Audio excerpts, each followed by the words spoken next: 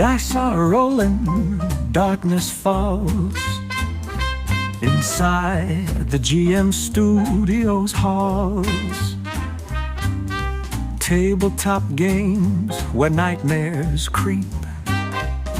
In a realm where sanity is lost and weak. Welcome to the abyss where dreams shatter. Inside the GM studio, nothing else matters. Blood and chaos, the dark arts unfold. In the realm of role-playing, where legends are told.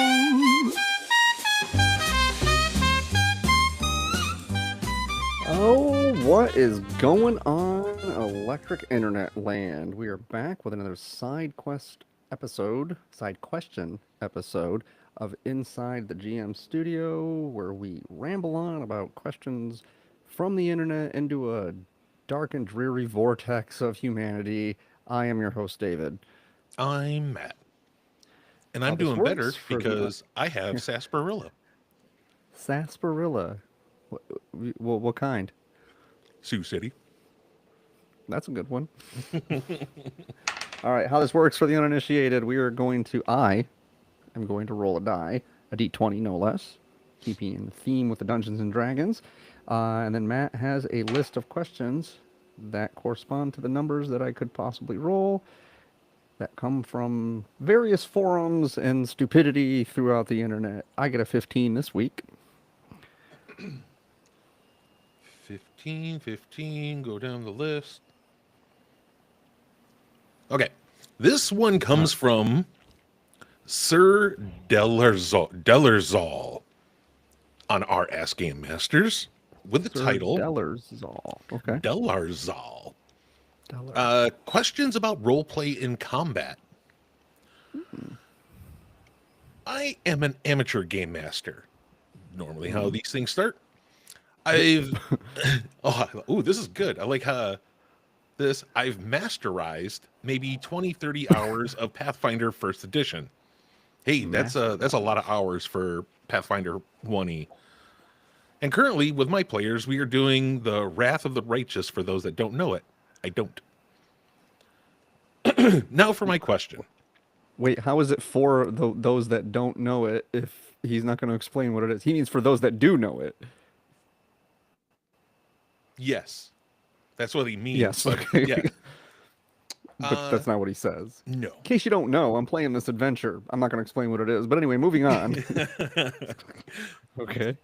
Now for my question. Sure. Sorry, I'm a bit... the sarsaparilla is making me phlegmy. Oh, no. At the beginning, I used to describe in combat the attacks, how they landed, how they missed, etc. But as time went by, I noticed some pattern in my descriptions, some repetitiveness, and slowly stopped doing it, except maybe for confirmed crits and spells. Now, I'd like to ask you all, how do you deal with combat? It is really technical. You hit 8 points damage, taken. More romanced, your knife manages to slice the troll's arm, making a shallow wound. I try to avoid the first one, but the second one is starting to get really hard to keep going, especially for big fights with lots of people and rounds. I guess a secondary question about that is how deep you go when you describe something or someone. I usually take the descriptions from the campaign, but maybe I could work on that too. Anyways, thanks for any answers.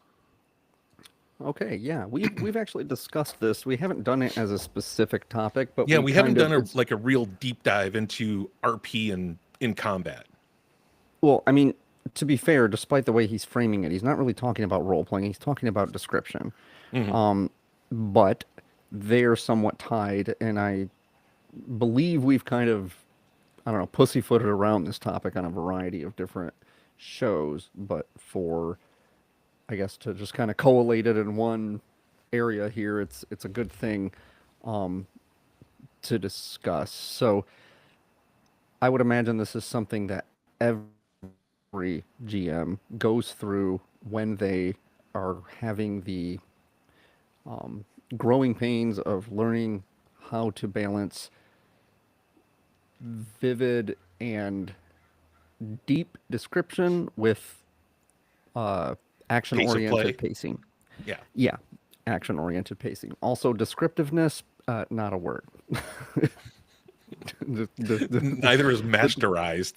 Yeah, descriptiveness. Description is the word you're looking for, or some variation thereof. Anyway, his instincts are probably a little bit on. I'm with him. You don't just want to say you roll up, you get, 17, his armor class is 15, so you hit him, you do 8 points of damage, and you move on, right? That's incredibly, can get to be really rote.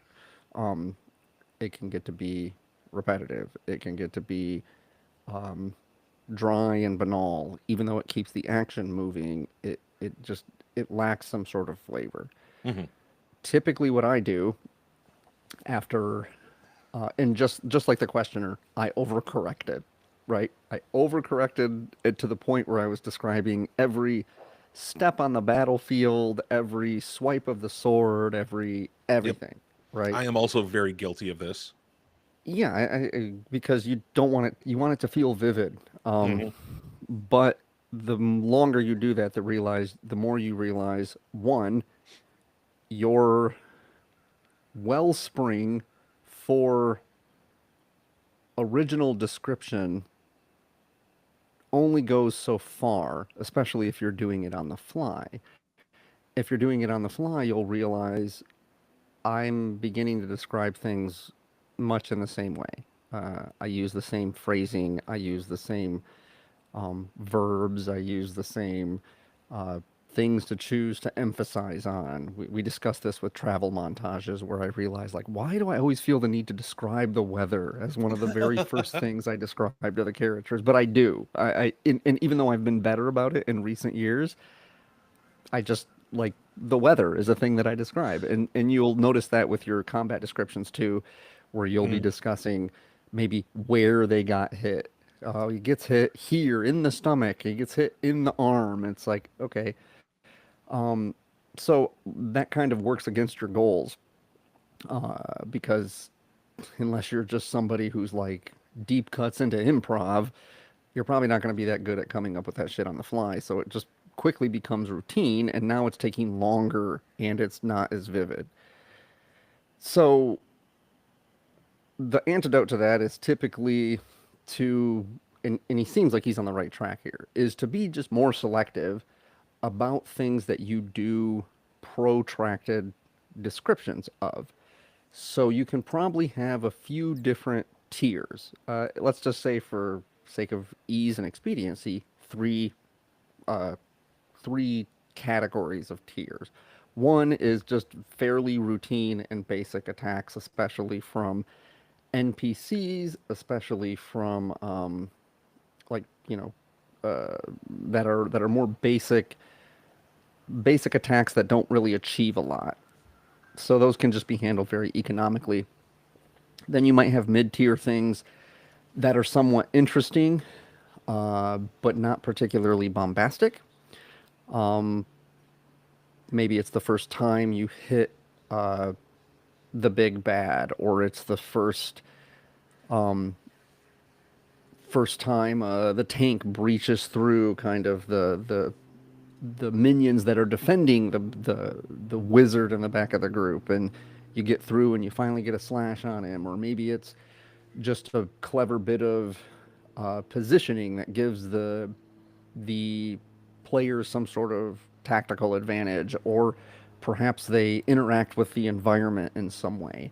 These can be terse descriptions with vivid language, where you provide a little bit of sensory detail, a little bit of texture, and a little bit of action that contextualizes it in two short sentences, or one kind of protracted sentence, but no more than like half a paragraph.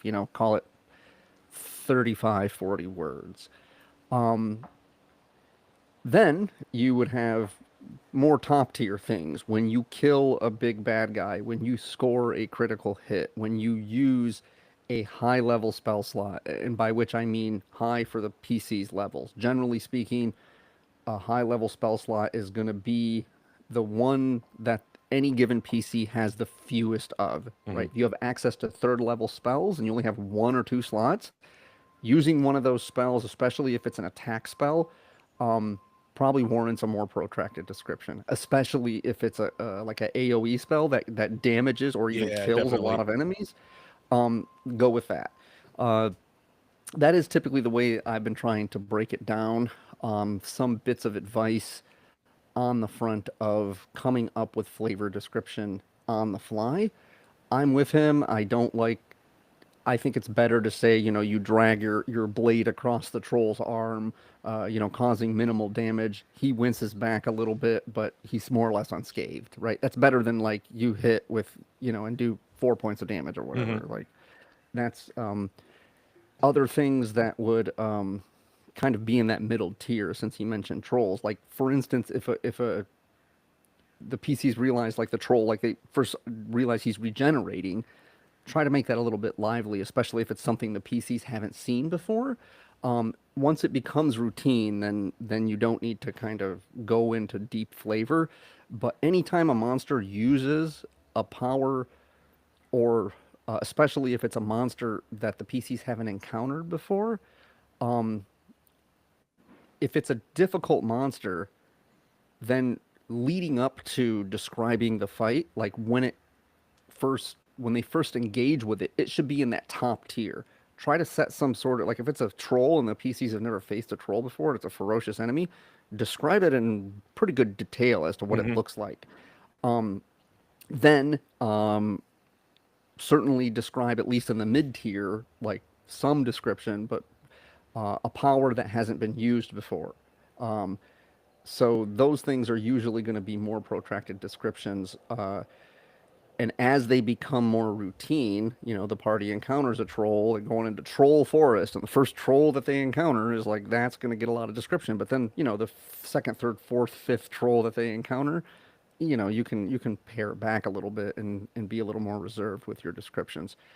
What I was going to say is some general tactics about coming up with stuff on the fly is what you can do is try to simply make a list of colorful language, specifically strong verbs, and have them at your disposal, right?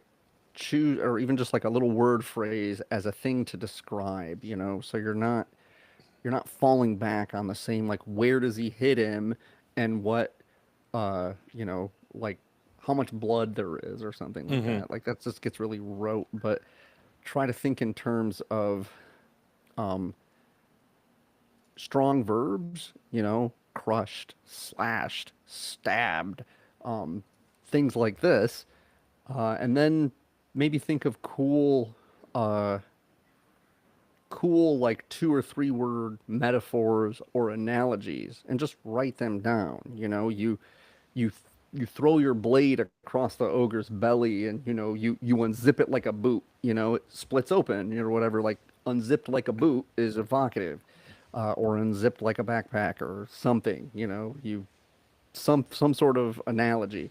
I'm really bad at I realized I had to do this after a while, that I would use analogies that are really they're very modern. Try to keep them thematically to your game. If you're playing medieval fantasy, maybe don't draw analogies to things that are modern conveniences. I would do this all the time by saying something's under the radar.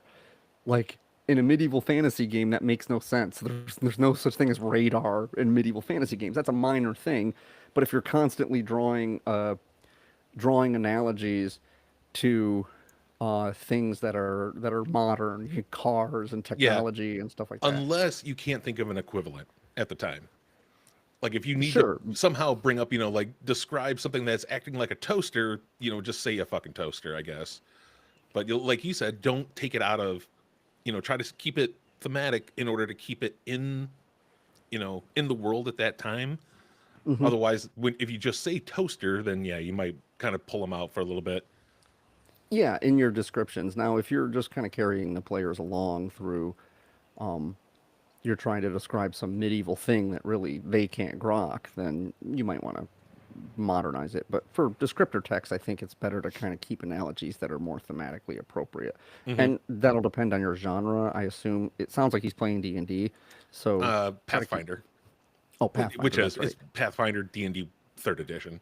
Okay, yeah, it's still medieval fantasy, but like you're going to use different analogies and different descriptions if you were playing, for instance, Shadowrun, right? Like it's or some sort of maybe more grimdark fantasy, or you're playing Call of Cthulhu or something. You're going to choose to emphasize different aspects of descriptor.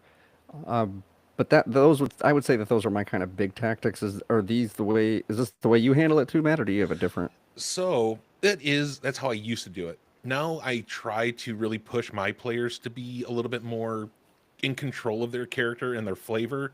That way they can be, if they want it to be more flavorful, they can. If not, then they don't have to.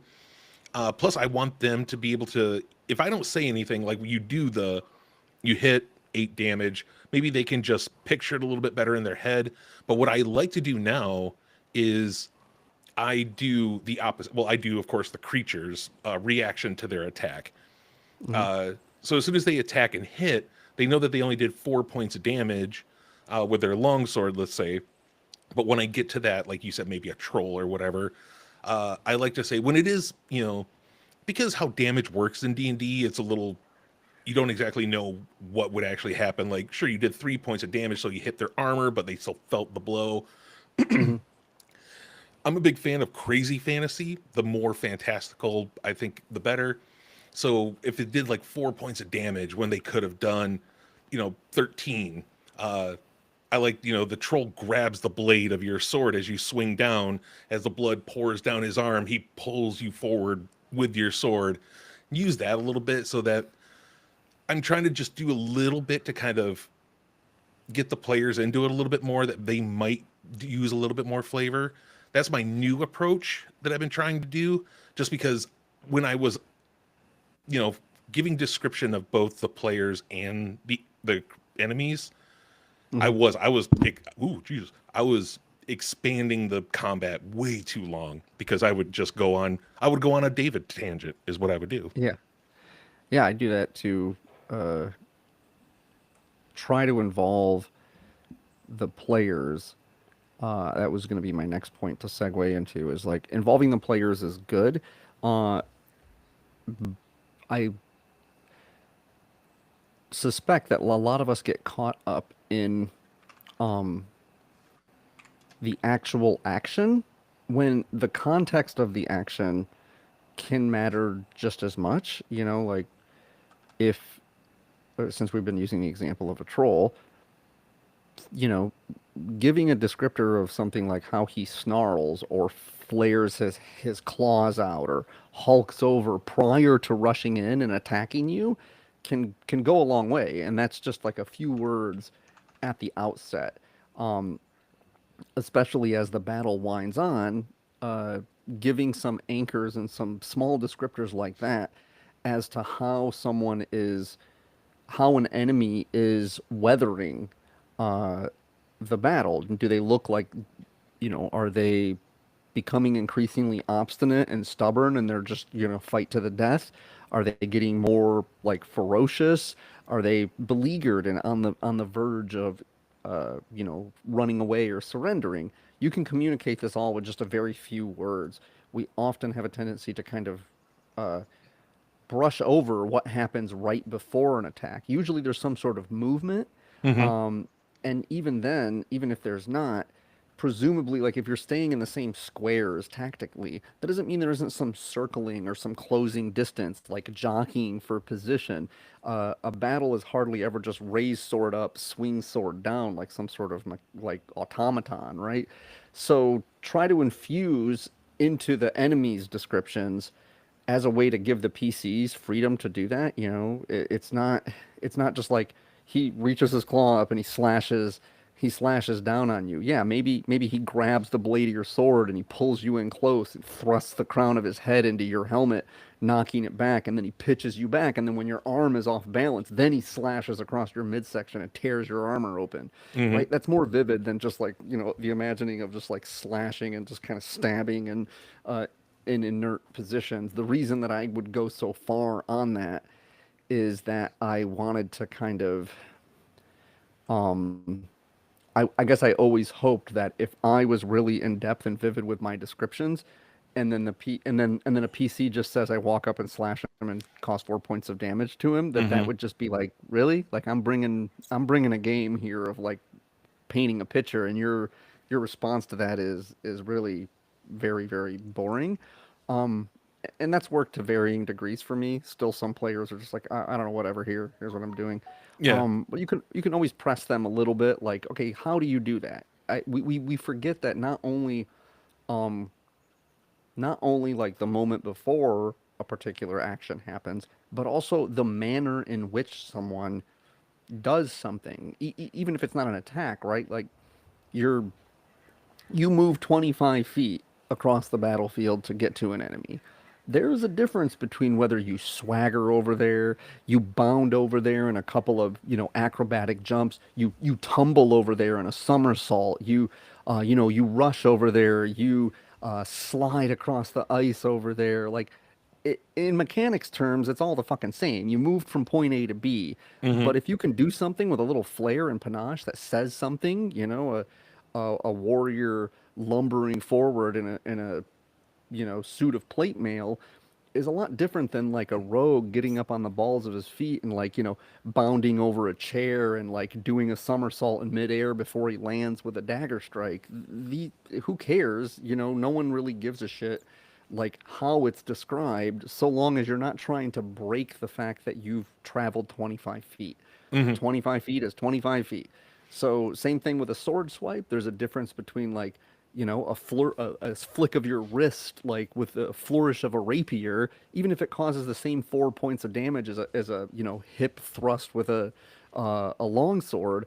They just say something about the way your character is engaging uh, in the battle, and if you do that enough, then when you do it when it's appropriate, the things that we're describing here can all be in that mid tier. They can just be really micro things Hmm. that give you a sense of how a player is performing a particular action, whether it's movement using an object. You don't need to draw attention to someone yanking their sword out, but if they flip some lever that like drops a portcullis on an enemy or something, like that warrants a little description. So, Yeah. um, One of the other things that both David and I do, and I know a lot of people know this from, Matt Mercer now, the how do you want to do this, but we've always been kind of, like if you make the killing blow or if you make a very successful crit, ask, oh, what is that like? Like David said before, but like the how do you want to do this or how do you finish this off?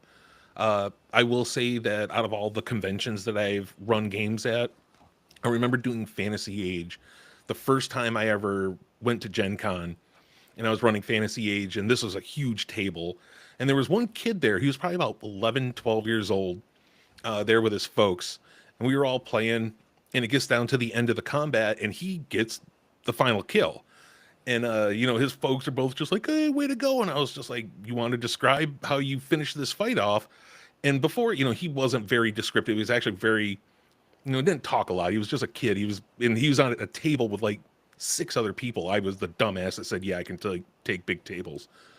And so he wasn't exactly the most vocal out of everybody, but just him saying, oh, I raise my sword high above my head and strike down as strong as I can. Like just the look on his face, I was just like, there we go. That's what we're looking for. And you could just see how much more he got out of it as soon as mhm. everybody else was doing it, being a little bit flavorful with their attacks. And as soon as he kind of, I think, felt a little bit more comfortable with it and was able to do it, especially with the final kill, he was really into it. Uh, and I know that both of us have we do that where, say, like you said before, how do you finish the fight? It kind of loosens them up right there at the end. Gives them a little something to work with, even if it is something as simple as I raise my sword high and bring it down as strong as I can. Yeah, it mostly what you're trying to do with descriptions is get the PCs to mirror the way you describe things. And then Mhm. it's much more like a dance back and forth. So you got to get, if you give them permission by inquiring, how do you finish this guy off? But if they just know going into a particular turn what's an appropriate level of description for what it is that they're doing, um, they'll be more empowered to kind of like follow along and play along. I'm with the questioner where it's like I don't like to feel like I'm carrying that description Yeah. load all on my back. Um, I have done it because initially I believed that it would like set the tempo, Mhm. but I definitely went overboard previously. The kind of three-tier method is pretty good. Let things that just exist in tier one exist in tier one and communicate to the players that yeah, when you're just kind of sliding from the mid rank to the front rank, moving a few feet through more or less open ground, drawing a weapon and causing a modest amount of damage. That is probably just the only kind of description you need for that.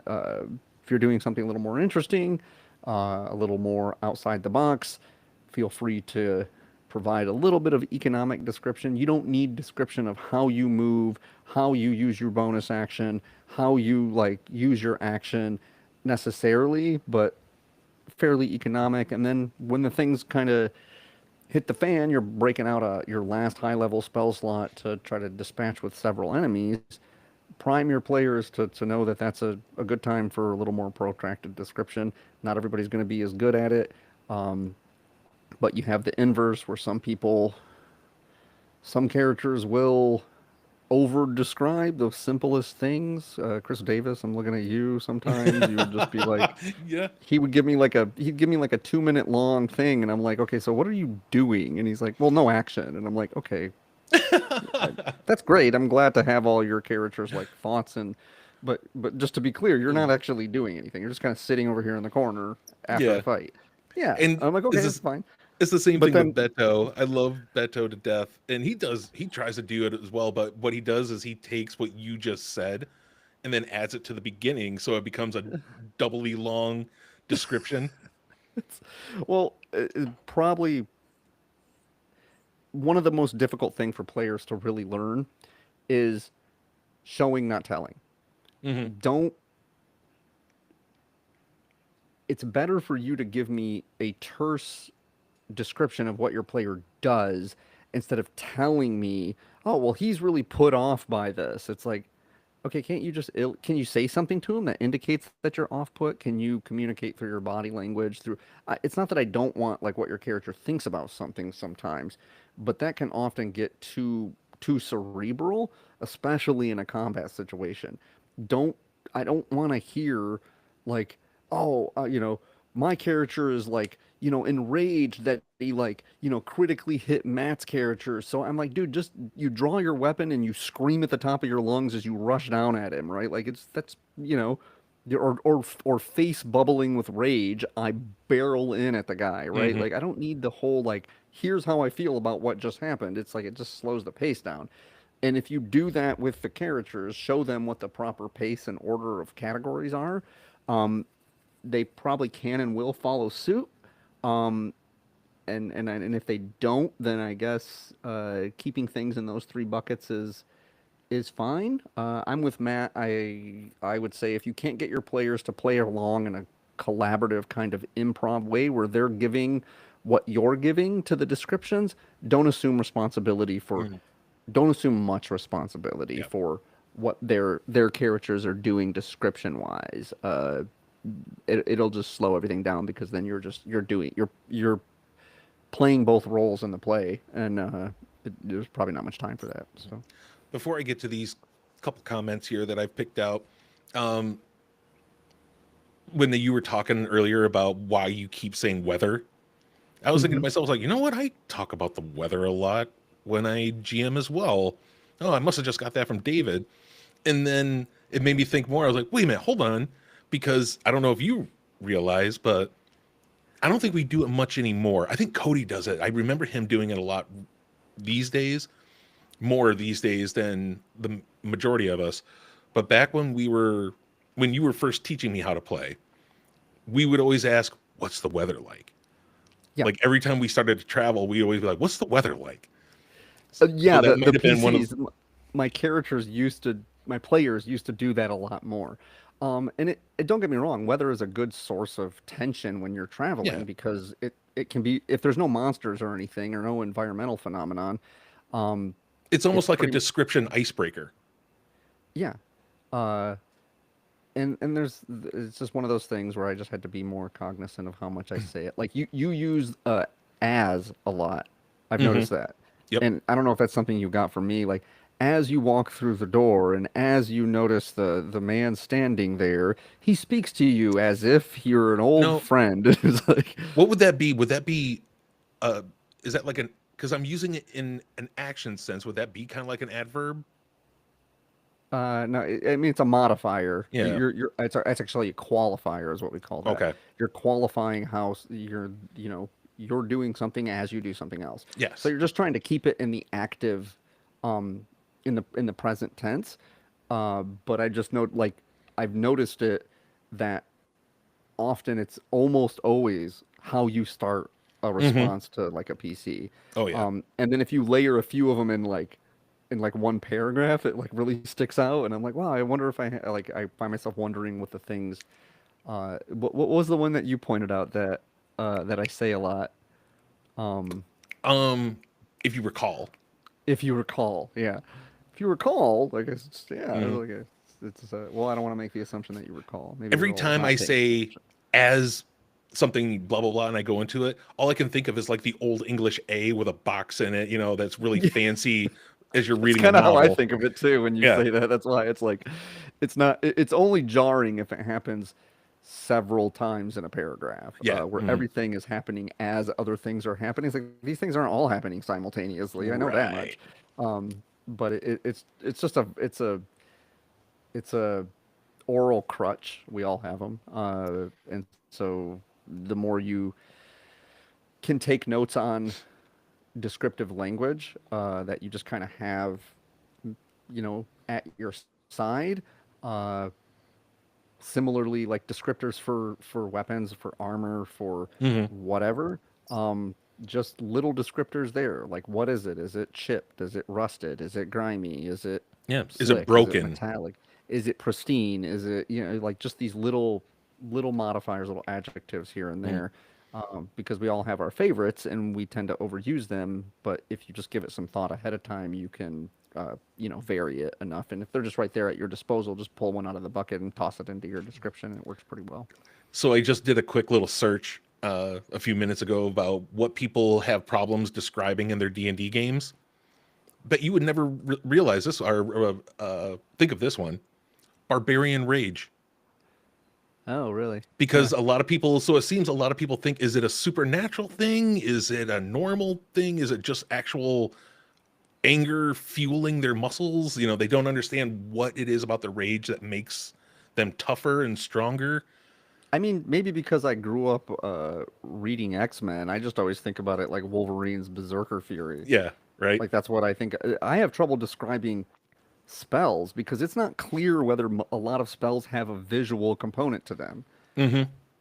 They're not clear. I mean, something like a fireball obviously like creates a big inferno, Yeah, but something like charm person, because it right. seems to indicate that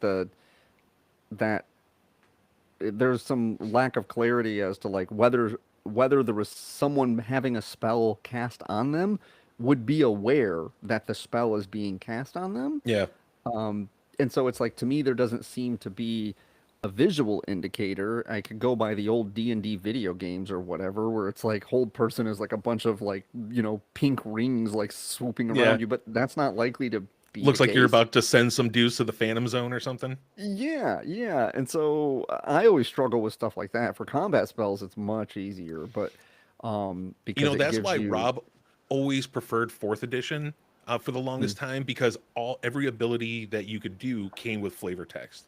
yeah. There's a little description of what it looked like.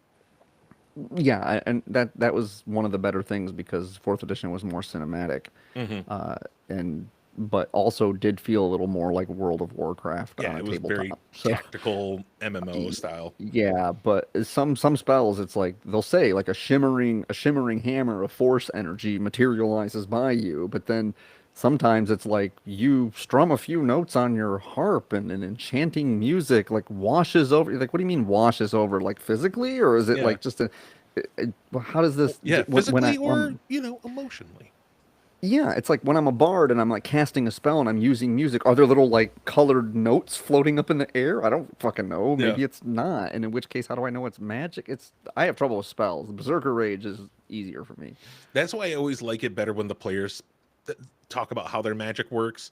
Because I think I like to think that everybody's magic is tailored to them, depending on how they learned or just maybe something about them, especially if they're like a sorcerer, which I just read a really cool article about how sorcerers are magic items, which is completely true. It's very cool.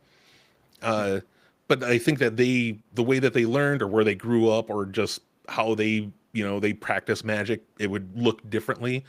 Like somebody's magic missile could be a silvery arrow, Dark, where yeah. another one could be a black ball of necrotic looking energies that fly out. Yeah. Let's get to these comments down here. There's only really two that I saw that might be worth talking about. As Technocrat 1011 says, ooh, yeah, fucking critical. The secret to combat narration is the same as regular narration: practice.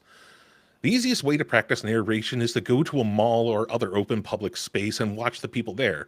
Find someone and just narrate to yourself what they're doing.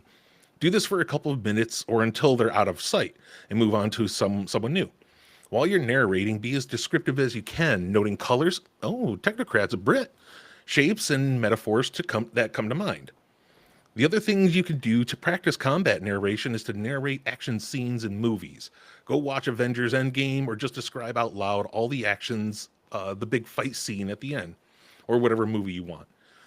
If you're worried about becoming repetitive, check out, Jesus Christ, why didn't we say it? Check out www.thesaurus.com to learn some new words. Pick 2 or 3 and add them in over a week and just keep doing that until you're happy with what you've got. I'm just going to add on here because I've never thought about doing this either. And I want to know if, David, if you've ever even listened to something like this. Flashback John added on there. Another trick to watch is to watch an action-packed movie and turn on audio descriptions.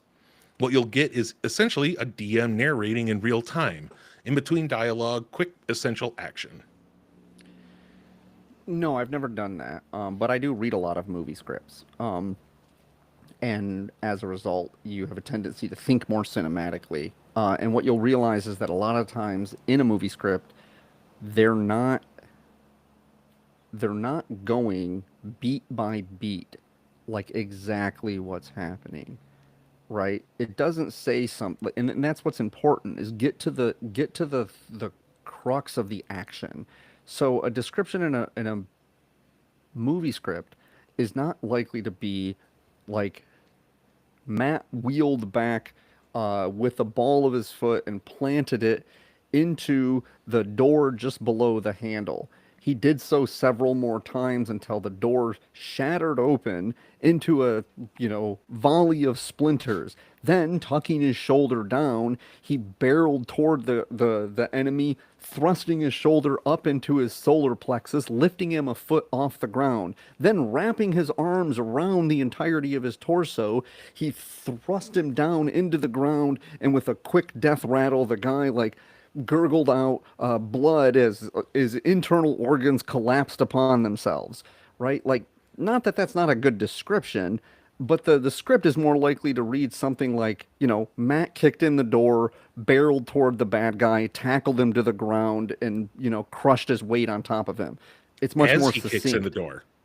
As he kicks in the door, Matt's character barreled forward, and as he got a glimpse of the bad guy was like, oh man, as this is happening, I'm not enjoying it. So it's much more terse, and it's much more because you can't render something visually is with words. Just to be clear, don't try to provide tons of layers of description. Focus on the things that are the most impactful, the moment of impact. You don't need how the guy looks at him, what he does leading up to, how he moves over there, then a description of the moment of impact, then the reaction from the bad guy and the fallout. It's like that's too much, man. You might Yeah. need it. You might need it for like a kill or like a big spell. That's what we're talking about. But for the middle tier of things, pick one or two of those things. In the same way we went through this with, I think Matt and I were talking about describing characters, and how we always used to just go top to bottom. This is what sort of hat he's wearing, and this is what his hair color Yep. is, and this is his eye color, and here's if he has facial hair, and here's what sort of armor he's wearing. It's like Yeah. you don't Is he need wearing that. One or two jewelry? things. Yes. Right, right. One, he's got a tattoo on his left forearm. It's like choose a few things and choose the most interesting things, and give them a little bit of flavor, and then move on, or you'll crush the pacing of your combat. Yeah. What is that like? It's the like hit the reels, the stuff that sticks out. Because when you look at people, like if you saw David or me walking down the street, you would just glance over us. But if you see one of us and one of us has what is that heterochrome? What is it? Two different colored eyes, Yeah, heterochromatic. heterochromatica or whatever. That sticks out. You see that, and it's like, ooh. So that bring up something like that. Normal looking dude, but you can see that he has heterochromatic or two different colored eyes. That right there, you don't really need to say much more. Right. That's about it. Yeah, especially because characters that have too much going on almost seem cartoonish. He's got a tattoo on his face and a gold tooth and a scar across his Yeah. cheek. And then, and then he's wearing this really flamboyant like gold necklace and a girdle that goes along with it, and one of his pant legs is a different color than the other one, and you're just like, Jesus, dude, this guy's like a cartoon character. He's ridiculous. And And I that don't might know work if for some characters, but not most.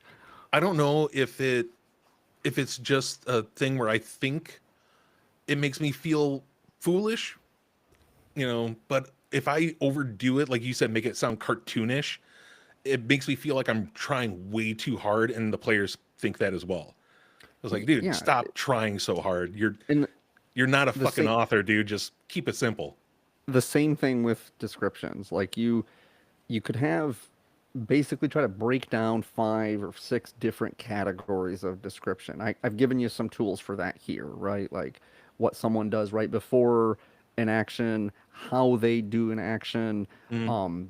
descriptions of the action itself, of maybe bonus actions, and then like every time you want to describe something, ask yourself, does the situation call for 1 or 2 of these, or 3 or 4 of these? Or maybe just one, and then you'll vary it up, and it won't be that each turn saps a lot of energy out of the pacing, but it also won't be that it's just like so quick and like mechanical that it becomes boring. Mhm. Because in a real way, what you're doing with this tactic is you're actually allowing the cool thing about a battle, the randomness of the dice, determine what your description should be. Yes, You that know, was going to be my next thing I was going to say. yeah, and that makes it feel like dynamic, and that Mhm. the randomness, the thing that makes it the battle unique, is governed. I mean, maybe not with like a spell or something, that's a depletable resource. But again, it's leveraging the mechanics, the depletable resource. Someone uses inspiration, someone uses just something that is like a depletable resource. That's probably an indicator that you should give it a little more attention. I don't know. This goes against sometimes because I don't like saying how it affects the PC. Mm-hmm. But with like spells, I know if they like hit a crit, or if one of the enemies fails really bad on a saving throw, uh, Mm-hmm. I'll have them as you harness all the power within you and let it loose, and afterwards you find it hard to breathe, like all the air got knocked out of you. That sort of thing I kind of think is nice, because I think of magic as a physical thing that Yeah. becomes taxing over time. So Yeah, I I like mean, to you use could, that. it's perfectly within the realm of your role as a GM to to tell a player how something physically affects them, not necessarily how it might emotionally or intellectually affect Right, yeah. them. That would be all about how they process stuff. But I don't even hate on when GMs do that. Uh, a lot of GMs would tell you that you're, I don't know, you're telling the player how they feel about stuff, but I've Yeah. gotten good results with that. If you use it sparingly, you can, like, players like, oh, now I have like a framework of like what maybe it wouldn't even have occurred to them. They might be traumatized by something, right? Like, Yeah. so they kind of appreciate that, as long as you don't overdo it to the point where you're like, nope, you're upset by this. You're like upset and you're whatever, because sometimes in a heroic fantasy game especially, we have a tendency to just always want our characters to be heroic, but sometimes it's okay to give a player permission for their character to have some sort of weakness or flaw, Mm. and if it's in the narrative, then that could be good. But that's probably orthogonal to the whole issue of combat. But I know. Speaking of, this has gone on really long for a topic of descriptors in combat. yeah. So you got anything to end on there, David? Because I think I'm No, I think it's about it. said enough. So Yeah.